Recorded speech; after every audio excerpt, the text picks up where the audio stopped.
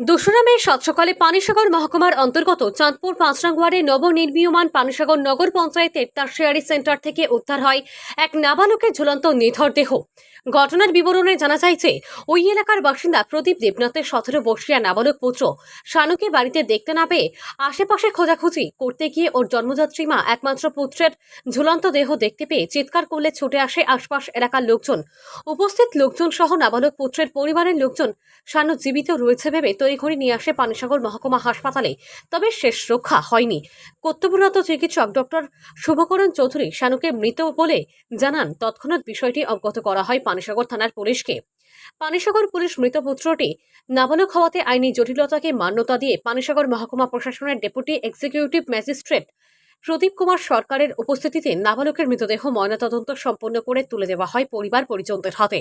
মৃত নাবালকের পরিবার সূত্রে জানা গেছে, মৃত নাবালক জন্মলগ্ন থেকেই মানসিকভাবে বিকাশগ্রস্ত ছিল। সে স্বাভাবিকভাবে চলাফেরা করতে পারত না। বিগত প্রায় ৬ মাস পূর্বে অনুরূপভাবে আরেকবার ধারালো অস্ত্র দিয়ে গলা কেটে আত্মহত্যার চেষ্টা করে ব্যর্থ হয়। মানসিক অবসাদগ্রস্ত নাবালকের ফাঁসিতে আত্মহত্যা করাতে গোটা পানিসাগর মহকুমা জুড়ে শোকের ছায়া নেমে আসে। Bureau report, Shyamali Tripura. কি নাম আপনার? প্রদীপ দেবনাথ, কোন জায়গাতে বাসা? বিল্টু চাঁদপুর, কত নম্বর ওয়ার্ডে? ৫ নম্বর ওয়ার্ড। তো আজকে যিনি মারা গেছে এখানে আপনার কি হয়? আমার ছেলে কি নাম তার? শানু দেবনাথ, বয়স কত হইব? ১৭। কিভাবে মারা গেল? আসলে ফাঁসে গিয়ে কি কারণে হইতে পারে? কারণ তো কিছু বোঝা যায় না। এমনি কি সে মানসিক কোনো বিকারগ্রস্ত ছিল বা অন্য কিছু আসলো? মানসিক কিছু বিকারগ্রস্ত আছে। এই কি জন্মের পর থেকেই? জন্ম থেকে তার তো এই ব্যাপারে কি ডাক্তার দেখাইছেন কোনো? এই কি প্রথম এই মারা গেল? যে এর আগে কি আর কোনো দিন কোনো চেষ্টা করছেন যে মারা? একবার চেষ্টা করছে, একবার। তখন কি ফাঁসি লাগছিল না? না কি করছিল তখন? করার দিয়ে গলাটা পুষ মাস, কেমন দিন আগের ঘটনা? ৬-৭ মাস বা বছর দিন তখন।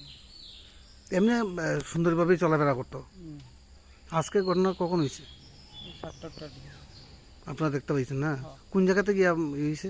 সার ফ্যাক্টরি জানে ফ্যাক্টরি ঘরের ভিতরে ঘরের ভিতরে। কি কাজে লাগাইছে? রশিদ লাইলাম, রশিদ নেই। বাড়ি থেকে রসি নিয়ে গেছে। না রশিদ কেন আসলো? তো এরপর আপনারা কি করছেন? আমরা নামাইছি আমি কি হসপিটালে আনছিলেন? হসপিটালে। এরপরে পুলিশ কল করছেন। হ্যাঁ, এখন তো ময়নাতদন্তের পরে আপনার বাড়িতে নিয়ে আসবেন নাকি? হ্যাঁ,